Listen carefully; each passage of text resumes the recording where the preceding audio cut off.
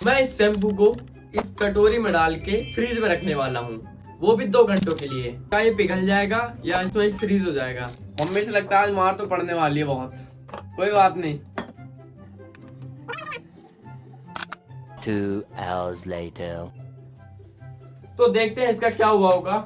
ओहो, शैम्पू का क्या हाल हुआ है देखो। एक स्लाइम क्या बन सकता है ये, देखते हैं स्लाइम बन सकता है ये क्या। ओ भाई बहुत ठंडा है ये। ओ भाई देखो, ये देखो। तो अब आप लोग बताओ कि इसमें ऐसा हम क्या मिलाएं कि स्लाइम बन जाए। आधा आधा तो लग रहा है कि जैसे बन गया हो, लेकिन ऐसा क्या होगा कि ये पूरा स्लाइम बन जाए, ये कमेंट करके आप बताओ जरूर।